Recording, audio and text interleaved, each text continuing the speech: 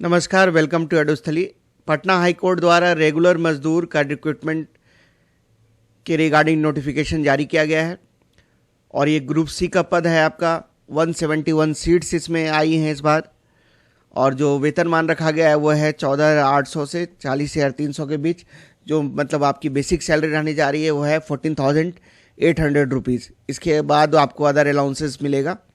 ये लेवल 1 का पद है, ग्रुप सी का पद है और जो फॉर्म भरने की तिथि है वो है 17/2/2025 से 18/3/2025 के बीच आप फॉर्म भर सकते हैं। और ऑनलाइन फ़ी पेमेंट करने का जो लास्ट डेट रखा गया वो है 20 मार्च 2025। एग्जामिनेशन का डेट अभी नहीं बताया गया है। कैटेगरी वाइज देख सकते हैं आप, जो कुल सीट्स आई हैं 171, जिसमें अनरिजर्व के लिए 74 seats, schedule caste 27, schedule tribe 2 seats, EBC extremely backward classes 31 seats, backward classes 20 seats, EWS 17 seats. जो फॉर्म आपको अप्लाई करना है इसी वेबसाइट पे जाके patnahighcourt.gov.in पे जाके आपको अप्लाई करना है। 17/2 से 18/3/2025 तक आप अप्लाई कर पाएंगे। फ़ी पेमेंट का लास्ट डेट है 20 मार्च, आप ध्यान रखेंगे। जो एलिजिबिलिटी क्राइटेरिया है, ऑल इंडिया लेवल की वैकेंसी है ये। जो एज लिमिट है वो है 18 ईयर्स मिनिमम एज लिमिट है। Maximum age is 37 year for unreserve male and EWS candidate. For unreserve female and EWS female candidates जो मैक्सिमम एज लिमिट है वो 40 साल है। For backward classes, extremely backward classes 40 years male and female दोनों के लिए। SC/ST male and female 42 years. OH 47 years. और अपर age limit में जो कि पहले से केंद्र सरकार में जॉब में है या फिर बिहार सरकार में जॉब कर रहे हैं तो उनको 5 सालों का एज में रिलैक्सेशन दिया गया है। जहाँ तक क्वालिफिकेशन की बात रही तो जो मिनिमम क्वालिफिकेशन इसमें रखा गया है वह 8th पास आपको होना चाहिए और मैक्सिमम क्वालिफिकेशन आपके पास 12th होना चाहिए, इंटरमीडिएट। उसके बाद भी अगर आपकी फर्दर डिग्री है तो आप प्लीज़ अप्लाई ना करें। यहाँ साफ साफ लिखा हुआ है कि it is found at any stage that applicant possesses any higher qualification including diploma course other than the one prescribed in this advertisement, that is intermediate from a recognized board institution, they will not only be terminated but criminal prosecution shall also be launched against such applicants। मतलब अगर आप masters हैं, PG हैं, graduation है, आपकी higher degrees है तो आप अप्लाई ना करें।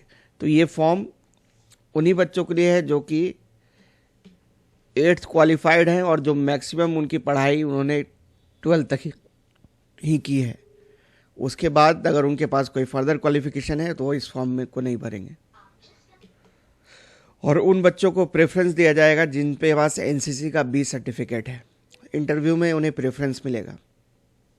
रिजर्वेशन आप देख सकते हैं, ऐसे परसेंटेज ऑफ रिजर्वेशन ये schedule caste 16%, ST 1%, EBC 18%, BC 12%, EWS 10%। हाँ, जो मोड ऑफ सिलेक्शन है, ये जो इम्पोर्टेंट चीज़ है, पहले आपका रिटन टेस्ट होगा, OMR बेस्ड होगा, मल्टीपल चॉइस क्वेश्चंस रहेंगे। कुल 100 मार्क्स की आपकी परीक्षा होने जा रही है। फिर साइकिलिंग टेस्ट होगा, फिर स्किल टेस्ट एंड इंटरव्यू होगा। हालांकि अगर नंबर ऑफ कैंडिडेट्स बहुत ज़्यादा इस फॉर्म को अप्लाई करते हैं तो प्रिलिमिनरी एग्जामिनेशन भी करवाया जाएगा। हालांकि अभी जो आपका परीक्षा का जो प्रोसेस है वो है सिंगल स्टेज में आपका एग्ज़ाम होगा। तो अभी आप मान लीजिए कि आपका सिंगल एक ही एग्ज़ाम होगा, मेंस नहीं होगा। लेकिन अगर नंबर ऑफ़ कैंडिडेट ज़्यादा होती है तो प्रीलिम्स एग्ज़ाम करवाया जाएगा, प्रीलिम्स का एग्ज़ाम करवाया जाएगा।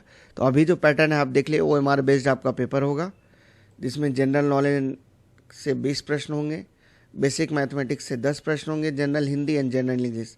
तो कुल इधर रिटर्न टेस्ट आपका 50 मार्क्स का हो गया।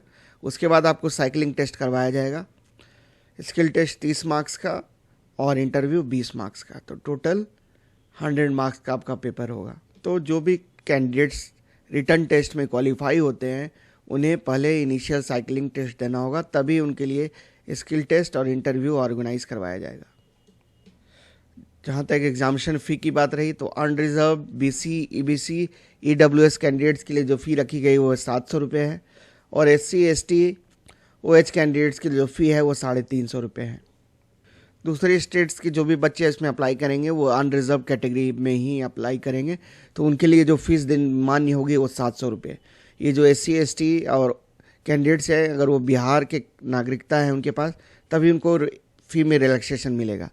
अदर स्टेट के बच्चे अगर वो शेड्यूल कास्ट में हैं तो उन्हें जनरल ही माना जाएगा और जो फ़ी है उनसे 700 रुपये ही ली जाएगी।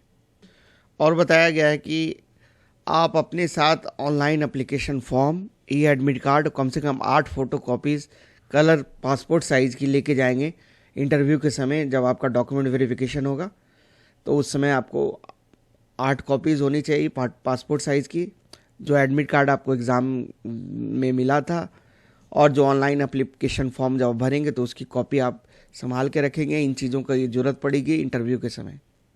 एडमिट कार्ड आपको ऑनलाइन ही डाउनलोड करना पड़ेगा और एग्जामिनेशन टाइम आप 2 पासपोर्ट साइज़ का फ़ोटोग्राफ लेके जाएंगे रिसेंट वाला आपका।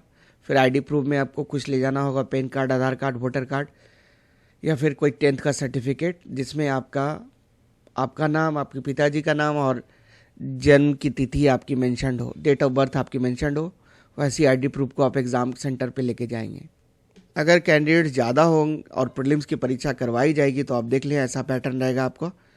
उसमें आपके क्लास 8 तक के क्वेश्चंस पूछे जाएंगे 60 क्वेश्चंस, और लाइफ स्किल्स से आपके प्रश्न रहेंगे 40। तो इसमें भी प्रीलिम्स की जो परीक्षा होगी वो भी 100 मार्क्स की होगी। 2 घंटे का ड्यूरेशन होगा और ज़्यादा उम्मीद है कि अगर फॉर्म अगर ज़्यादा आया तो प्रीलिम्स की परीक्षा होगी ही होगी। ये सिटीज़ हैं जहाँ पे आपका एग्जामिनेशन सेंटर होगा।